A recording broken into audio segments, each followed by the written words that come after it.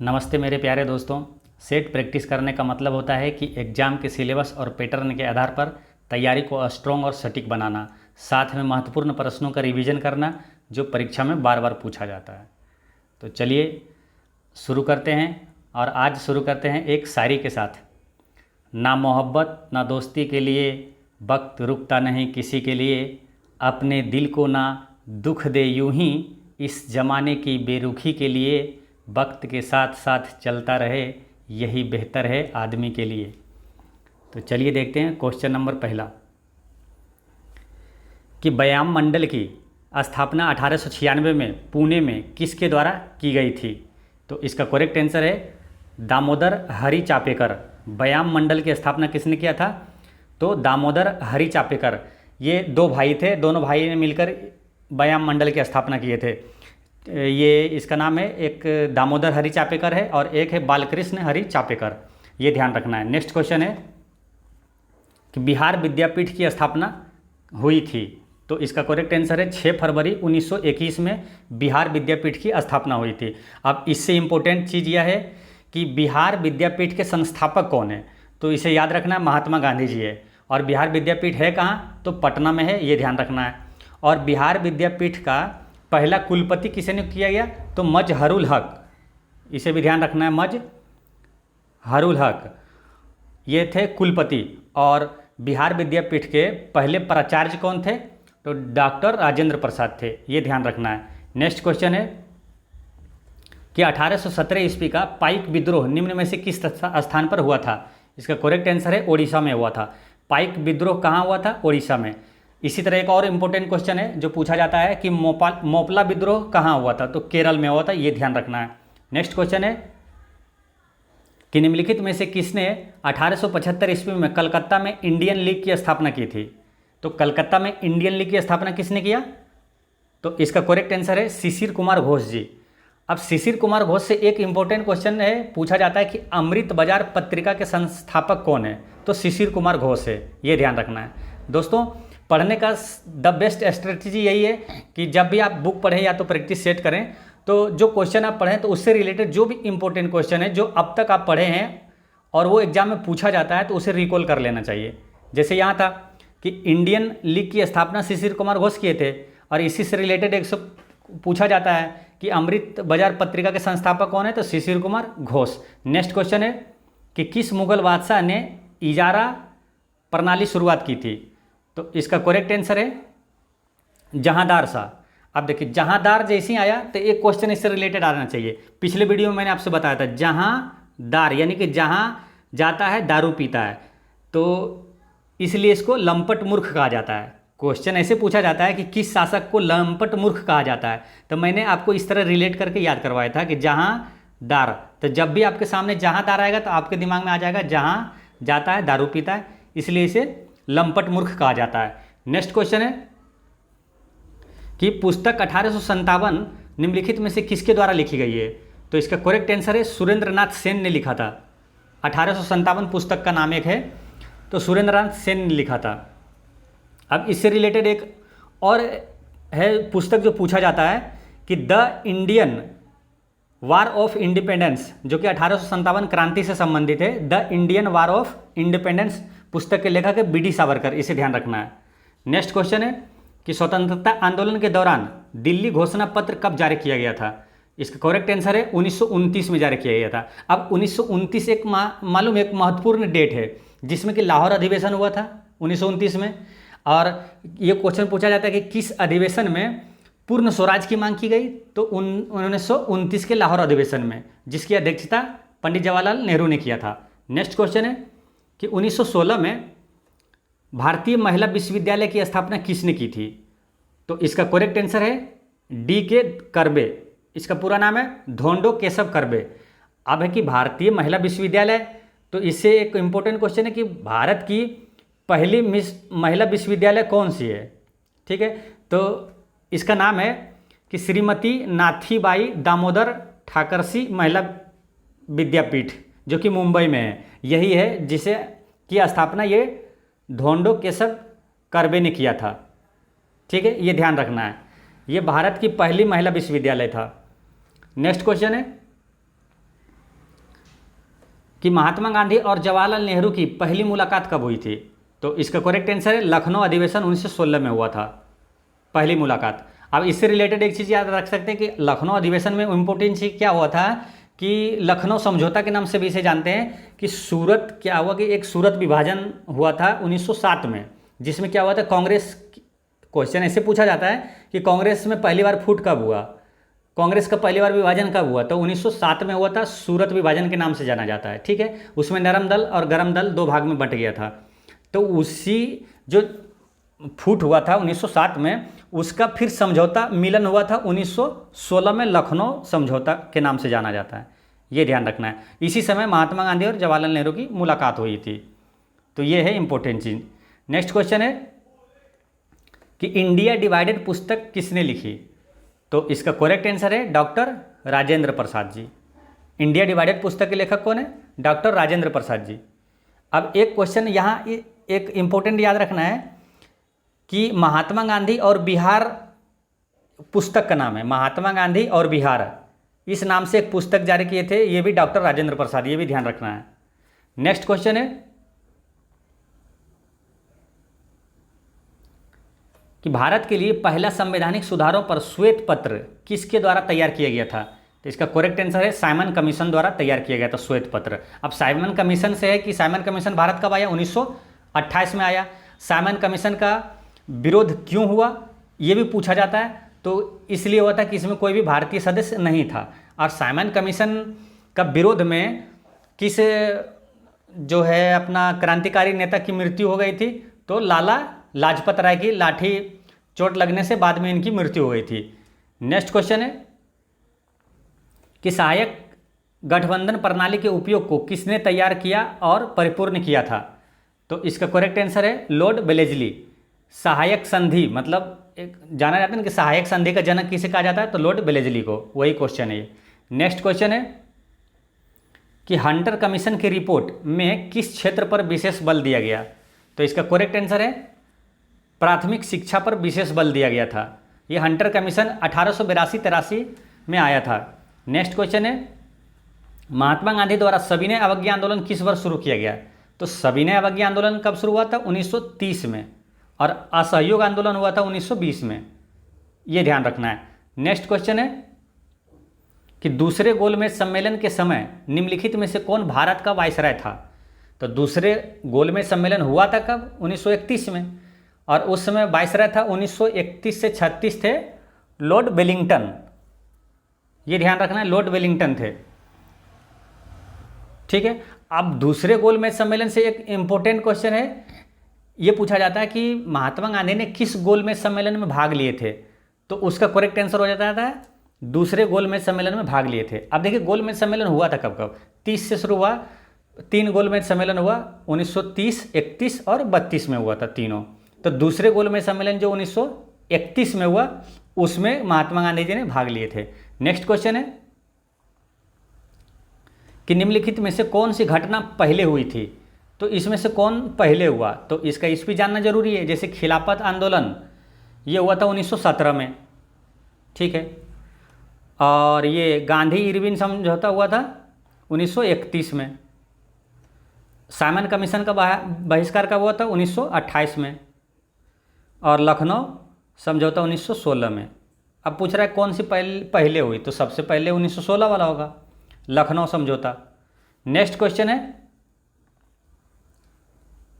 कि अस्पृश्यता की बुराई के उन्मूलन के लिए अस्पृश्यता विरोधी लीग की स्थापना किसने की थी? तो इसका करेक्ट आंसर है महात्मा गांधी ने किया था। ठीक है, अब एक क्वेश्चन यहाँ पूछा जाता है कि अखिल भारतीय हरिजन सेवक संघ के संस्थापक कौन है? तो महात्मा गांधी, इसे ध्यान रखना है।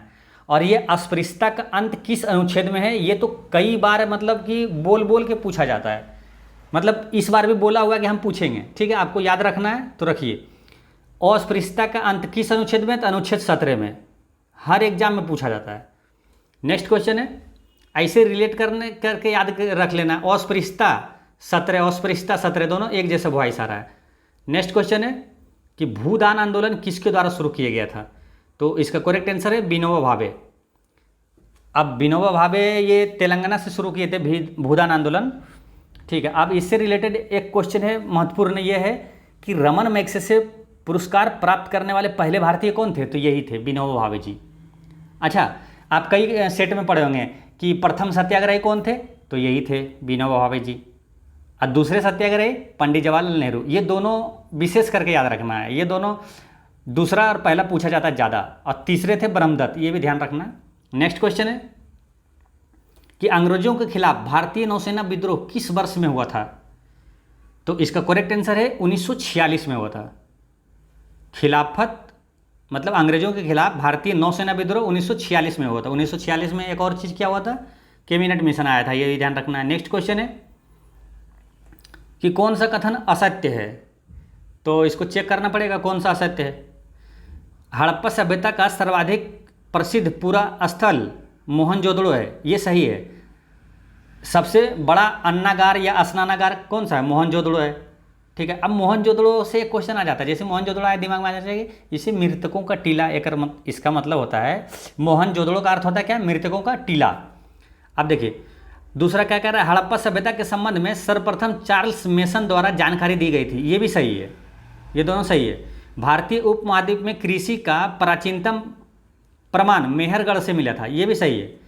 अब ऑप्शन नंबर डी में है कि हड़प्पा सभ्यता के बर्तनों पर केवल काले रंग से चित्रकारी की गई थी, तो ये गलत है। इसमें लिखा है केवल काले, ये गलत है। क्यों? क्योंकि लाल और काला दोनों था, दोनों कलर का बर्तन पे चित्रकारी मिला था, तो ये गलत हो गया, यानी इसका करेक्ट आंसर हो गया option number D. Next question है किस वेद में वर्ण शब्द का पहली बार उल्लेख मिलता है? तो इसका करेक्ट आंसर है ऋग्वेद में। वर्ण शब्द का पहली बार उल्लेख किस में मिला? ऋग्वेद में। और ऋग्वेद के 10वें मंडल के पुरुष सूक्त में इसका उल्लेख है। ठीक है, अब ऋग्वेद क्या है? सबसे प्राचीन वेद है, ये ध्यान रखना है। और एक सामवेद से क्वेश्चन पूछा जाता है कि संगीत का वर्णन किस वेद में, संगीत का संबंध, तो सामवेद में है, ये ध्यान रखना है। नेक्स्ट क्वेश्चन है कि राजधानी को पाटलिपुत्र से वैशाली किसने स्थानांतरित किया था? तो इसका करेक्ट आंसर है शिशुनाग ने किया था। ठीक है, ये एक क्वेश्चन तो हो गया कि राजधानी को पाटलिपुत्र से वैशाली किसने स्थानांतरित किया? तो शिशुनाग ने। अब पाटलिपुत्र की स्थापना किसने किया था? उदयन, ये भी ध्यान रखना है। नेक्स्ट क्वेश्चन है कि गुप्त काल के दौरान अदालतों की भाषा क्या थी? यानी कि गुप्त काल की आधिकारिक भाषा क्या थी, ऐसे भी पूछा जाएगा, तो इसकी है संस्कृत। इसका करेक्ट आंसर है ऑप्शन नंबर ए। आप देखिए इसे रिलेट कैसे रखना, याद कैसे रखना, कभी गुप्त का पूछ देगा, कभी मुगल काल का भाषा क्या है, ये दोनों काफ़ी इंपॉर्टेंट पूछा जाता है। अब देखिए इसे याद कैसे रखना है। गुप्त संस्कृत दोनों एक जैसा वॉइस आ रहा है। अब कोई मेरे मित्र कहेंगे कि तो प्राकृतिक भी उसी तरह आ रहा है, जैसे कि गुप्त प्राकृत। तो आप देखिए इसका तोड़ क्या है, ऐसे समझिए।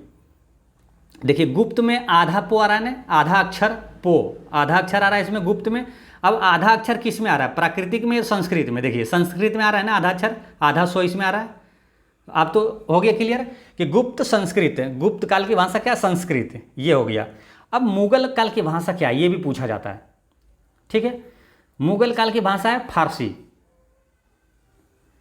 ठीक है, तो इसे याद कैसे रखना है? एक तो गुप्त संस्कृत हो गया और मुगल काल का है फारसी। इसे याद ऐसे रखना है कि जैसे कि रूम में रहते हैं, पार्टनर को बोल देते हैं ना, कोई भी कुछ हरकत करता है तो बोल देते हैं कि मुँहा फाड़ देंगे, तो मुँहा फाड़ देंगे यानी मुगल काल की फारसी। बस ऐसे याद रहेगा आपको, मुँहा फाड़ देंगे यानी कि मुगल काल की भाषा है फारसी। चलिए नेक्स्ट देखते हैं कि हर्षवर्धन प्रशासन के बारे में गलत कथन का चयन करें। तो इसका क्या होगा आंसर? तो हर्षवर्धन के साम्राज्य में कोई गुलामी नहीं थी, ये कोई गुलामी नहीं थी, ये सही है। ठीक है, उसकी राजधानी कनौज थी, ये भी सही है। सती प्रथा प्रचलित नहीं थी, ये गलत है, क्योंकि सती प्रथा वहाँ आम बात थी हर्षवर्धन के शासनकाल में, तो ये गलत है। इसका करेक्ट आंसर हो गया सी। नेक्स्ट क्वेश्चन है कि प्रथम मानव जीवाश्म भारत की किस नदी घाटी से प्राप्त हुआ था? तो इसका करेक्ट आंसर है नर्मदा घाटी से। प्रथम मानव जीवाश्म सबसे पहले कहाँ मिला? नर्मदा घाटी में। नेक्स्ट क्वेश्चन है कि प्रसिद्ध नाटक मृक्षकटिकम किसने लिखा था? तो इसका करेक्ट आंसर है शूद्रक ने। आप इसे रिलेट कर लीजिएगा, मृक्षकटिकम शूद्रक दोनों एक जैसा है वॉइस, है ना, मृक्षकटिकम शूद्रक। नेक्स्ट क्वेश्चन है कि गुजरात में चालुक्य वंश की स्थापना किसने की थी? तो इसका करेक्ट आंसर है मूलराज प्रथम ने किया था। नेक्स्ट क्वेश्चन है कि नैनार कौन थे? तो नैनार कौन थे? शैव। इसका करेक्ट आंसर है शैव, यानी कि नैनार क्या है ना कि भगवान शिव और उसके अवतारों के प्रति समर्पित थे। नेक्स्ट क्वेश्चन है कि निम्नलिखित में से किस सुल्तान ने जिल ए इलाही की उपाधि धारण की थी? इसका करेक्ट आंसर हो जाएगा बलबन। अब बलबन से एक क्वेश्चन आपके दिमाग में आ जाना चाहिए कि रक्त एवं लौह की नीति किसने अपनाया था? तो बलबन, ये पूछा जाता है। नेक्स्ट क्वेश्चन है कि गुलाम वंश का अंतिम सुल्तान कौन था? तो इसका करेक्ट आंसर है कैकूबाद, गुलाम वंश का अंतिम सुल्तान। अब गुलाम वंश से एक दो चीज़ दिमाग में रिकॉल कर लीजिए। गुलाम वंश का संस्थापक कौन है? कुतुबुद्दीन ऐबक। लेकिन अगर पूछ दे वास्तविक संस्थापक कौन है? तो इल्तुतमिश, ये भी ध्यान रखना है। नेक्स्ट क्वेश्चन है 31 कि औरंगजेब के आदेश पर किस सिख गुरु को फांसी दी गई थी? तो इसका करेक्ट आंसर है गुरु तेग बहादुर को फांसी दी गई थी। अब देखिए औरंगजेब है, गुरु तेग बहादुर को फांसी दिया था, और एक और सिख गुरु है जिसकी हत्या जहांगीर किया था, तो उसे भी रिलेट करके याद रखना है। तो जहांगीर किसकी हत्या किया था मालूम? गुरु अर्जुन देव का। तो इसे कैसे ध्यान कैसे रखेंगे? देखिए जो गुरु अर्जुन देव की जो हत्या किए थे वो जहांगीर, तो जहांगीर देखिए शासन काल में जहांगीर पहले आता है, ठीक है, जहांगीर पहले आता है। और ये जो सिख गुरु है ये भी तेग बहादुर से पहले आता है। तेग बहादुर 9वें गुरु है और जो कि गुरु अर्जुन देव है ये 5वें गुरु है। तो कभी कन्फ्यूजन ना हो इसलिए क्रम से ध्यान से याद रखना है कि देखिए अगर पूछेगा कि गुरु अर्जुन देव तो अर्जुन पहले आता है, तो उधर जहांगीर भी पहले आता है, औरंगजेब से पहले आता है, यानी कि गुरु अर्जुन देव की हत्या किसने किया? जहांगीर। और 9वें गुरु है तेग बहादुर, तो तेग बहादुर की हत्या किसने करवाया? तो औरंगजेब। ऐसे ध्यान रखना है। नेक्स्ट क्वेश्चन है कि निम्नलिखित में से कौन सी घटना सबसे पहले हुई थी? अब इसमें सबसे पहले हुई थी तो इसका ईस्वी जानना जरूरी है। तो इसका ईस्वी देखते हैं कि 2232 में है कि खानवा की लड़ाई कब हुआ? तो खानवा की लड़ाई हुआ था 1527 में, ठीक है। और घाघरा की लड़ाई कब हुआ था? घाघरा का हो गया था 1529 में, ये ध्यान रखना है। और चौसा का हुआ था 1539 में, और कन्नौज का हुआ था 1540 में, ठीक है। तो क्या बोल रहा है कि सबसे पहले, तो सबसे पहले हो जाएगा 1527 वाला, है ना, खानवा की। अब यहाँ दो चीज़ ध्यान रखना है कि ये चौसा की लड़ाई और ये कन्नौज की लड़ाई ये काफ़ी इंपॉर्टेंट है। ये चौसा और ये कन्नौज दोनों लड़ाई लड़े थे हुमायूं और शेरशाह सूरी के बीच हुआ था, ठीक है। तो इसे इस युद्ध को ऐसे याद रखना है क्रम से। देखिए 39-40 है ना, तो ऐसे याद रखना है चौक, ठीक है, चौक बोलना है। चौक यानी चौसा की लड़ाई और कन्नौज की लड़ाई कब हुआ तो आपको याद आ जाएगा 39-40 है ना, सीरियल से। चौक यानी कि 1539-40 में। नेक्स्ट क्वेश्चन है दादा साहेब फाल्के अंतर्राष्ट्रीय फिल्म समारोह 2023 में किस फिल्म को फिल्म ऑफ द ईयर चुना गया? तो इसका करेक्ट आंसर है RRR को, है ना, RRR, इसको फिल्म ऑफ द ईयर चुना गया। लेकिन अगर पूछे कि सर्वश्रेष्ठ फिल्म का पुरस्कार किसे मिला, दादा साहेब फाल्के पुरस्कार, तो इसका आंसर हो जाता है सर्वश्रेष्ठ फिल्म का है द कश्मीर फाइल, इसे ध्यान रखना है। नेक्स्ट क्वेश्चन है कि किस IIT संस्थान द्वारा समुद्र की लहरों से बिजली बनाने के लिए सिंधुजा नामक ओशियन वेव एनर्जी कन्वर्टर विकसित किया है? इसका करेक्ट आंसर है IIT मद्रास ने, इसे ध्यान रखना है। नेक्स्ट क्वेश्चन है इनमें से कौन सा उपग्रह नासा और इसरो द्वारा संयुक्त रूप से विकसित किया गया है? ये क्वेश्चन पूछा हुआ है, तो इसे ध्यान रखना है कि इसका करेक्ट आंसर है निसार। ऐसे ध्यान कैसे रखना है? देखिए निसार यानी कि ऐसे है ना, NISAR, देखिए ये हो गया नासा, ठीक है, और आई से यहाँ इसरो, देखिए ये हो गया इसरो, है ना, ऐसे ध्यान रखना है। नासा और इसरो का निसार हो गया। नेक्स्ट क्वेश्चन है कि भारत अंडर 19 महिला क्रिकेट टीम ने फाइनल में किस टीम को हराकर पहला T20 वर्ल्ड कप जीता है? तो इसका करेक्ट आंसर है इंग्लैंड को हराया, यानी कि अंडर 19 महिला क्रिकेट विश्व कप पहला हुआ, ठीक है, पहला संस्करण कहाँ हुआ, तो दक्षिण अफ्रीका में हुआ था। और जीता किसने, इंडिया ने, ठीक है, ये ध्यान रखना, और इंग्लैंड को हराया था। नेक्स्ट क्वेश्चन है, किन्हीं में से किसे वन्यजीव संरक्षण पुरस्कार 2023 दिया गया है। इसका करेक्ट आंसर है आलिया मीर को मिला है वन्यजीव संरक्षण पुरस्कार 2023। अब वन्यजीव आया तो आपको ध्यान रखना है कि वन्यजीव अधिनियम कब आया, 1972 में। ये भी आप पढ़े हैं तो इसलिए यहाँ रिवाइज भी जरूरी है। नेक्स्ट क्वेश्चन है कि फरवरी 2023 में रक्षा क्षेत्र के एशिया के सबसे बड़े एयर शो एरो इंडिया के 14वें संस्करण का आयोजन कहाँ किया गया, तो इसका करेक्ट आंसर है बंगलुरु में किया गया था। नेक्स्ट क्वेश्चन है, जनवरी 2023 में चुनाव आयोग ने बिहार के स्टेट आइकॉन किसे नियुक्त किया, यानी चुनाव आयोग ने बिहार के स्टेट आइकॉन मैथिली ठाकुर को नियुक्त किया था, ये ध्यान रखना है। नेक्स्ट क्वेश्चन है कि बिहार का चौथा कृषि रोड मैप कब से लागू हुआ, तो इसका आंसर क्या होगा, 1 अप्रैल 2023 से लागू हुआ बिहार का चौथा कृषि रोड मैप, इसे ध्यान रखना है। नेक्स्ट क्वेश्चन है कि फरवरी 2023 में किस देश ने भीषण ऊर्जा संकट के बीच राष्ट्रीय आपदा घोषित किया, यानी कि ऊर्जा का भीषण संकट हुआ, तो ये हुआ था दक्षिण अफ्रीका में, ये ध्यान रखना है। और दक्षिण अफ्रीका का राष्ट्रपति कौन है, सिरिल रामफोसा। नेक्स्ट क्वेश्चन है, भारत का दूसरा एवं बिहार का पहला वानिकी कॉलेज किस जिला में खोला गया है, यानी कि बिहार का पहला वानिकी कॉलेज कहाँ खोला गया है, तो इसका करेक्ट आंसर है मुंगेर में।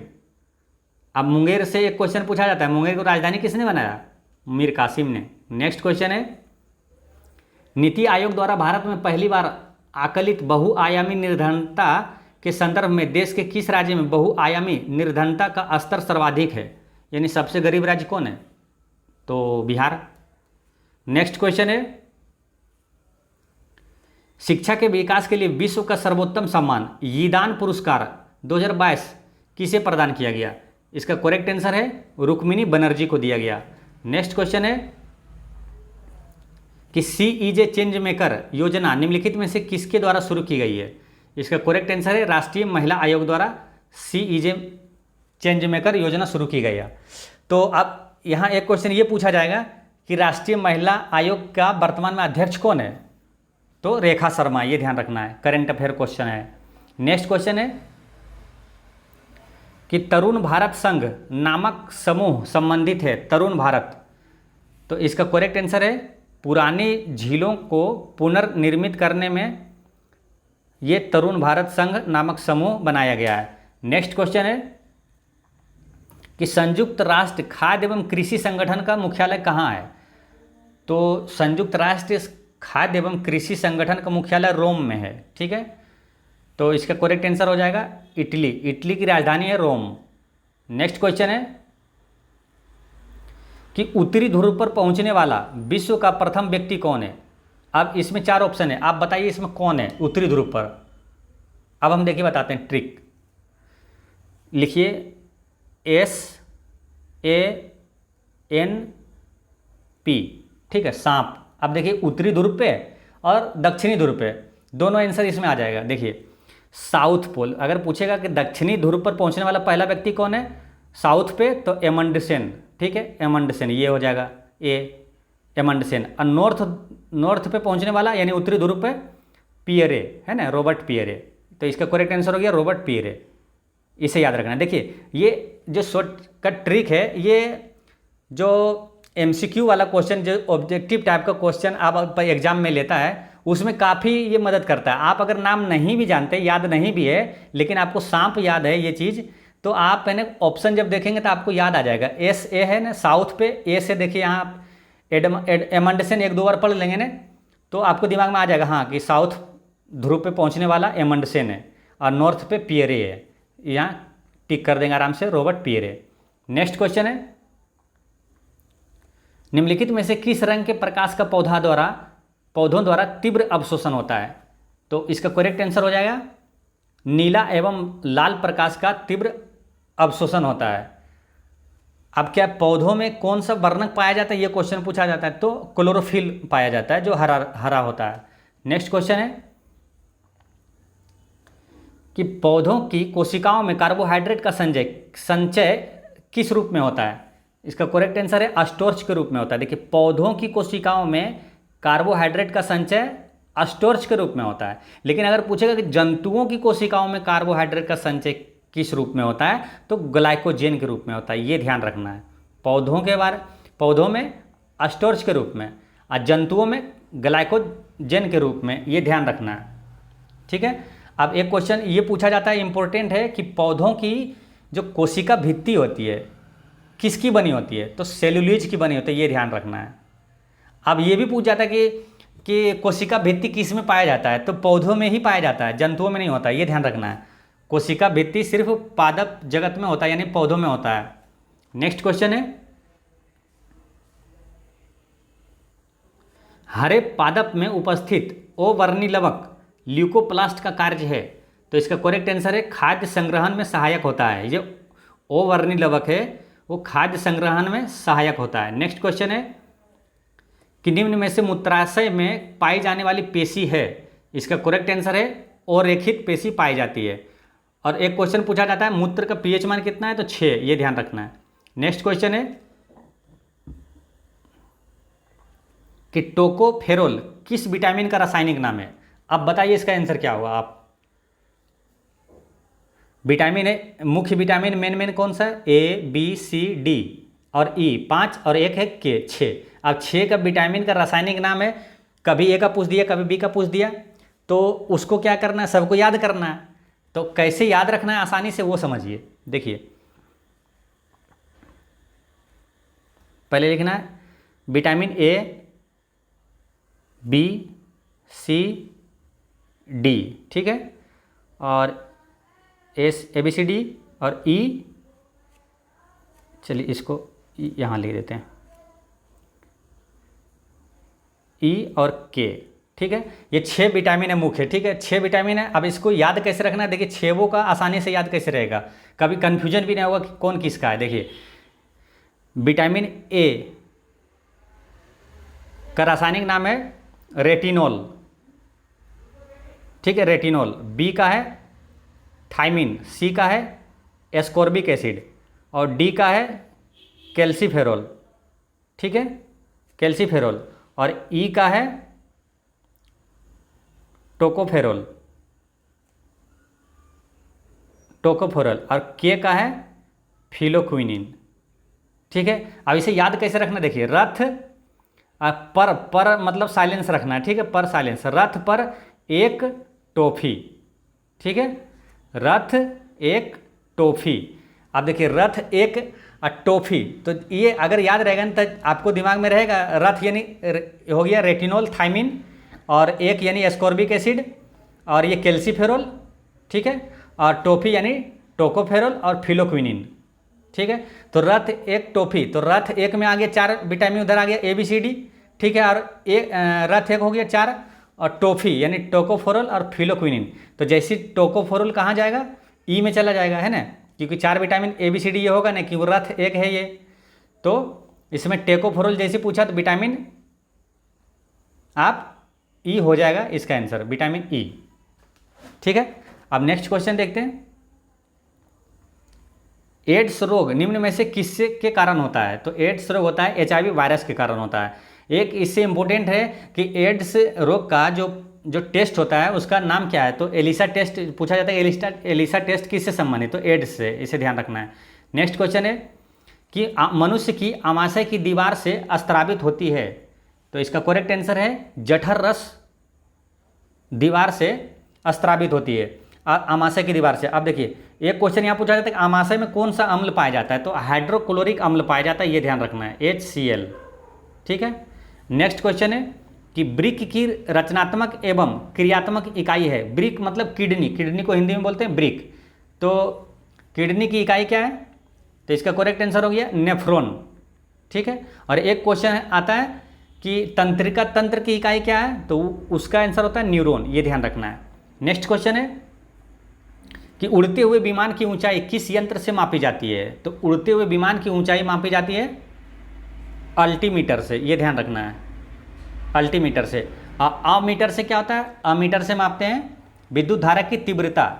अब बैरोमीटर से वायुमंडलीय दाब। अब कैलोरीमीटर से मापते हैं ऊष्मा की मात्रा। नेक्स्ट क्वेश्चन है कि ऊर्जा संरक्षण सिद्धांत का अर्थ है। ऊर्जा संरक्षण सिद्धांत मतलब होता है कि ऊर्जा का ना तो सृजन होता है और ना ही उसका विनाश होता है। ऊर्जा का सृजन नहीं हो सकता है और ना तो विनाश होता है, यानी यहाँ होगा ऊर्जा का ना तो सृजन किया जा सकता है और ना ही विनाश, यानी कि ऊर्जा का रूपांतरण होता है। या ना तो ऊर्जा का निर्माण होता है ना ही नष्ट होता है, ऊर्जा का रूपांतरण होता है। इसका करेक्ट आंसर हो जाएगा डी, ऑप्शन नंबर डी होना चाहिए ना। इसका correct answer option number D होगा। ऊर्जा संरक्षण का सिद्धांत है कि ऊर्जा का ना तो सृजन होगा और ना ही विनाश होगा। ठीक है, नेक्स्ट क्वेश्चन देखते हैं। डिग्री सेल्सियस तथा फ़ारेनहाइट स्केल के मध्य संबंध को दर्शाया जा सकता है, यानी कि सेल्सियस और फ़ारेनहाइट के बीच संबंध क्या है? तो देखिए तीनों याद रखिए आप, डिग्री सेल्सियस, फ़ारेनहाइट और केल्विन। C/5 = F - 32/9 बराबर होता है K - 273/5। ये इसका फॉर्मूला है, तीनों में निकाल सकते हैं आप। ठीक है, तो इसका करेक्ट आंसर क्या हो जाएगा? ये सेल्सियस और फ़ारेनहाइट में पूछा तो इसका आंसर हो जाएगा ये वाला, यानी कि option number C. Correct answer हो जाएगा ऑप्शन नंबर सी। चलिए नेक्स्ट क्वेश्चन देखते हैं कि वायु दाब के पाठ्यांक में अचानक गिरावट निम्नलिखित में से किसका संकेत है? तो वायु दाब मापी का पाठ्यांक अचानक गिर जाता है तो इसका मतलब है कि तूफानी मौसम का संकेत है, तूफानी मौसम का। और धीरे धीरे अगर जैसे कि एकाएक नीचे आ गया तो तूफानी मौसम का, लेकिन धीरे धीरे नीचे आया तो वर्षा की संभावना होती है। और धीरे धीरे ऊपर उठा तो मौसम साफ मौसम का संकेत है। देखिए नीचे गिर रहा है तो दोनों निगेटिव इसका इफेक्ट है, यानी कि तूफान, आंधी तूफान के संकेत होता है नीचे गिरने के बाद। एकाएक नीचे गिरा तो आंधी तूफान, और धीरे धीरे नीचे गिरा तो वर्षा की संभावना, दोनों निगेटिव है। लेकिन ऊपर जब उठेगा तो पॉजिटिव चीज़ है, उसमें साफ मौसम। धीरे धीरे जब ऊपर उठेगा तो साफ मौसम होगा, ये ध्यान रखना है। नेक्स्ट क्वेश्चन है कि ध्वनि की चाल का विभिन्न माध्यमों में अवरोही क्रम है। तो ध्वनि का चाल अवरोही क्रम यानी घटते क्रम में। तो ध्वनि का चाल सबसे अधिक होता है ठोस में, ये ध्यान रखना है। सबसे अधिक ठोस, उसके बाद द्रव, उसके बाद गैस, यानी कि ठोस, द्रव, गैस। तो करेक्ट आंसर हो जाएगा सी। नेक्स्ट क्वेश्चन है कि विद्युत का उत्तम चालक है, यानी कि विद्युत का सबसे अच्छा चालक क्या मालूम? चांदी है। इसका करेक्ट आंसर हो जाएगा डी, सबसे अच्छा चालक है चांदी। सिल्वेनाइट निम्न में से किसका अयस्क है? इसका करेक्ट आंसर है सोना का अयस्क है। नेक्स्ट क्वेश्चन है कि रासायनिक रूप से शुष्क बर्फ क्या है? तो इसका करेक्ट आंसर है ठोस कार्बन डाइऑक्साइड। कई बार एग्जाम में, हर एग्जाम में पूछा जाता है कि रासायनिक रूप से शुष्क बर्फ क्या है? ठोस कार्बन डाइऑक्साइड। नेक्स्ट क्वेश्चन है कि किसी तत्व के परमाणु में अधिकतम कक्षों की संख्या कितनी होती है? तो इसका करेक्ट आंसर है 7। नेक्स्ट क्वेश्चन है कि सभी निष्क्रिय गैसों की संयोजकता कितनी होती है? तो इसका करेक्ट आंसर है ऑप्शन नंबर ए, निष्क्रिय गैसों, जिसे नोबेल गैस भी कहते हैं, उसकी संयोजकता 0 होती है। ठीक है, अब निष्क्रिय गैस है कौन कौन, ये याद है आपको? देखिए निष्क्रिय गैस है 6 गैस है ना, हीलियम, नियॉन,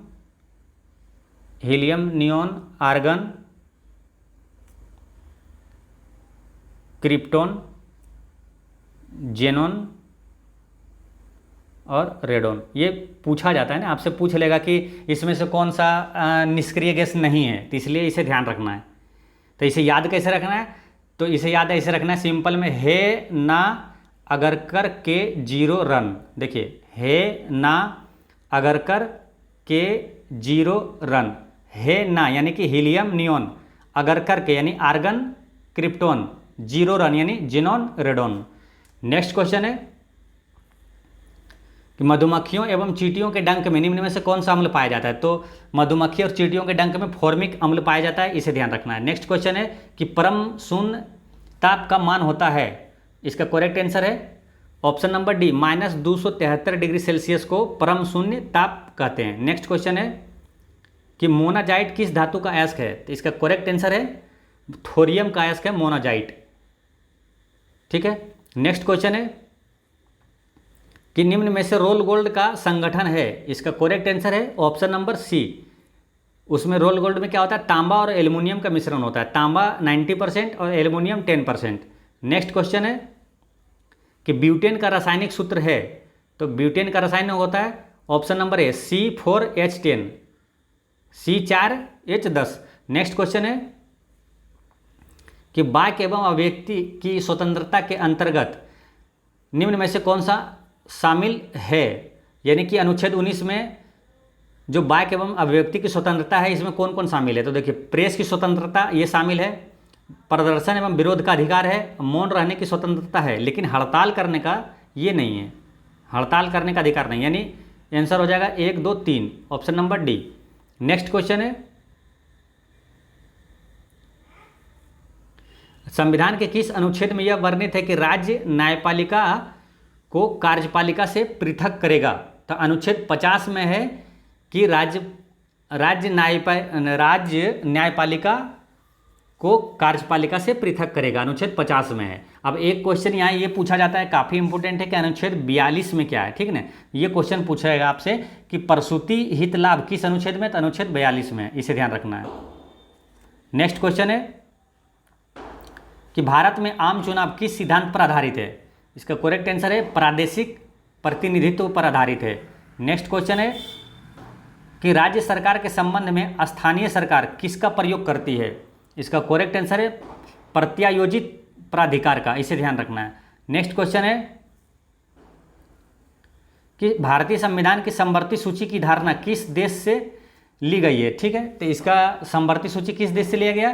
तो ऑस्ट्रेलिया से लिया गया। ठीक है, और ऑस्ट्रेलिया से एक और चीज़ लिया गया, क्या है? तो प्रस्तावना की भाषा कहाँ से लिया गया? तो ऑस्ट्रेलिया से। प्रस्तावना केवल पूछेगा तो अमेरिका से लिया गया, लेकिन प्रस्तावना की भाषा अगर पूछ दिया तो ऑस्ट्रेलिया से लिया गया, ध्यान रखना है।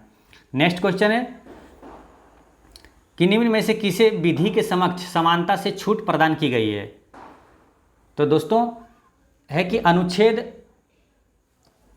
361 में है कि राष्ट्रपति और राज्यपाल को विधि के समक्ष है ना समानता से छूट प्रदान की गई, ये ध्यान रखना है, राष्ट्रपति और राज्यपाल दोनों को। तो इसमें आंसर है राष्ट्रपति। नेक्स्ट क्वेश्चन है भारत में सूचना का अधिकार अधिनियम कब अधिनियमित किया गया है? इसका करेक्ट आंसर है ऑप्शन नंबर सी 15 जून 2005 को सूचना का अधिकार कब आया? 15 जून 2005 को। नेक्स्ट क्वेश्चन है कि संयुक्त राष्ट्र सभा के अनुसार बाल अधिकार के अंतर्गत निम्न में से कौन सा अधिकार नहीं आता है? तो बाल अधिकार है शुद्ध पेयजल, शिक्षा और समुचित जीवन स्तर, ये बाल अधिकार है, लेकिन ये नहीं है। इसका करेक्ट आंसर हो गया डी। नेक्स्ट क्वेश्चन है निम्न में से किस पंचवर्षीय योजना में गरीबी उन्मूलन तथा आत्मनिर्भरता पर बल दिया गया? यानी सिंपल क्वेश्चन पूछा जाता है कि गरीबी हटाओ का नारा किस पंचवर्षीय योजना में दिया गया? तो 5वीं पंचवर्षीय योजना में, ये ध्यान रखना है। इसका कार्यकाल है 1974 से 79। नेक्स्ट क्वेश्चन है कि लघु उद्योगों के लिए उच्चतम वित्त निकाय कौन सा है? लघु उद्योगों के लिए यानी कि स्मॉल इंडस्ट्री है ना, SIDBI, small industry development bank of India. अब इसका मुख्यालय कहाँ है? लखनऊ में, ये ध्यान रखना है। नेक्स्ट क्वेश्चन है कि बिहार सरकार द्वारा प्रस्तावित बजट 2023-24 में सर्वाधिक खर्च किस मद पर किया जाएगा? तो सर्वाधिक खर्च किया जाएगा शिक्षा पर, अच्छी बात है। नेक्स्ट क्वेश्चन है निम्नलिखित में से कौन सी जलधारा प्रशांत महासागर की ठंडी जलधारा है? तो इसका करेक्ट आंसर है हमबोल्ट, जो जलधारा है प्रशांत महासागर की ठंडी जलधारा है। लेकिन ये सब भी ठंडी जलधारा, बाकी ऑप्शन में जो है बेंगुएला, फॉकलैंड और लेब्राडोर, ये भी ठंडी जलधारा है, लेकिन अटलांटिक महासागर की, ये ध्यान रखना है, ये तीनों अटलांटिक महासागर की ठंडी जलधारा है। नेक्स्ट क्वेश्चन है कि भारत में धारणीय विकास के दृष्टिकोण से विद्युत उत्पाद का सबसे अच्छा स्रोत कौन सा है? तो इसका करेक्ट आंसर है जल विद्युत। विद्युत उत्पाद का सबसे अच्छा स्रोत है जल विद्युत। नेक्स्ट क्वेश्चन है कि जनगणना 2011 के अनुसार भारत की दशकीय वृद्धि दर है तो कितना है? इसका करेक्ट आंसर है ऑप्शन नंबर सी 17.7% है। नेक्स्ट क्वेश्चन है कि निम्न में से किस एक उत्पादन में भारत विश्व में अग्रणी है? तो दूध का उत्पादन सबसे ज़्यादा भारत में होता है, ये ध्यान रखना है।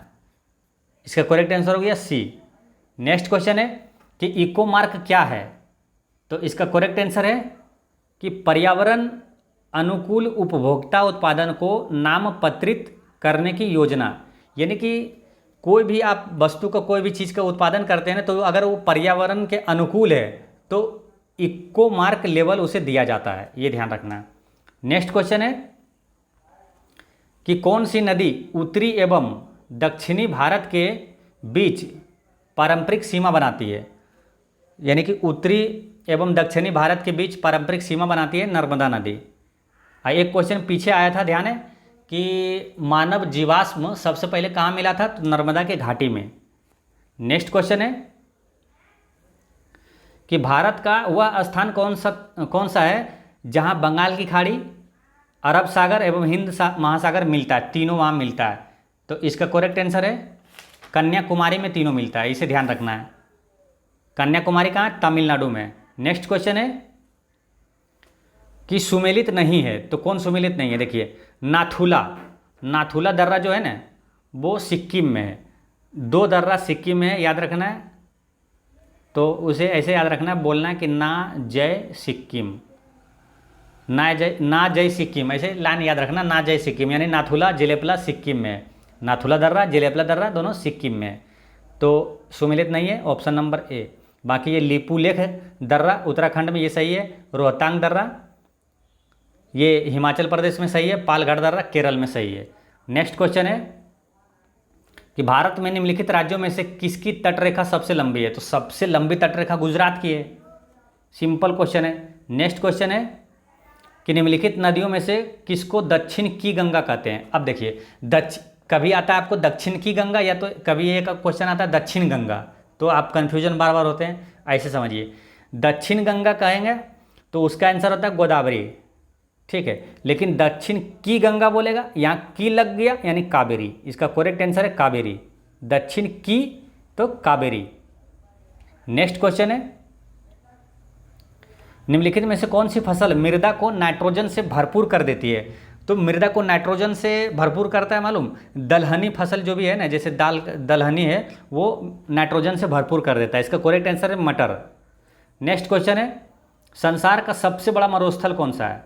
तो संसार का सबसे बड़ा मरुस्थल है सहारा मरुस्थल, ठीक है। और सहारा मरुस्थल कहाँ है? अफ्रीका में। अब भारत का सबसे बड़ा मरुस्थल कौन सा है? तो थार, जो कि राजस्थान में है। नेक्स्ट क्वेश्चन है 95, किस देश में पंपास घास का मैदान है? तो पंपास घास का मैदान कहाँ है? अर्जेंटीना में, ये ध्यान रखना है, ये पूछा जाता है क्वेश्चन। नेक्स्ट क्वेश्चन है कि जैव विविधता के संदर्भ में भारत में निम्नलिखित में से कौन सा क्षेत्र हॉट स्पॉट है? अब देखिए आप तक कई सेट में आप पढ़े होंगे कि जैव विविधता का हॉट स्पॉट ऑप्शन में आता था पश्चिमी घाट, ठीक है, तो वो भी है, पश्चिमी घाट भी जैव विविधता का हॉट स्पॉट है। और यहाँ है अंडमान निकोबार द्वीप समूह, इसे ध्यान रखना है। अच्छा, जैव विविधता जैसे आया तो आपको ध्यान में आ जाना चाहिए जैव विविधता दिवस कब मनाया जाता है? तो 22 मई को मनाया जाता है, ठीक है। और जैव विविधता अधिनियम कब आया?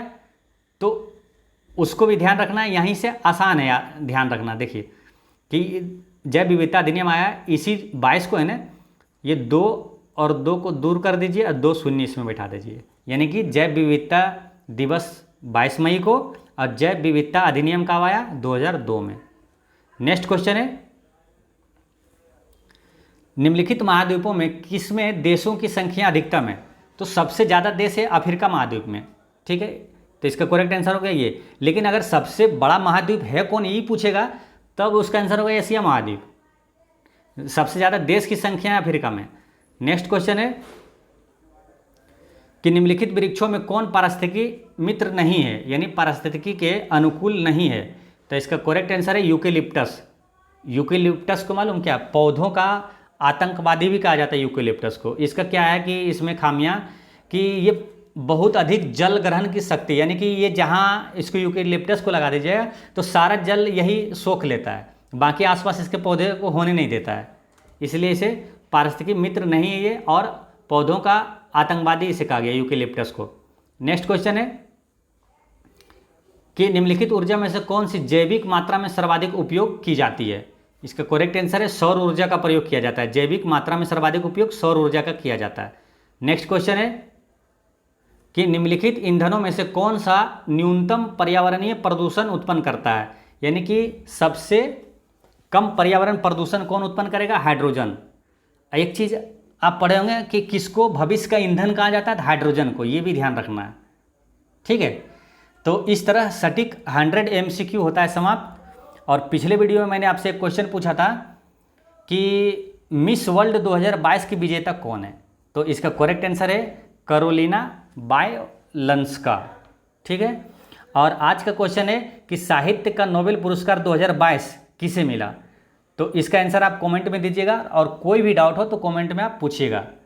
जय हिंद दोस्तों।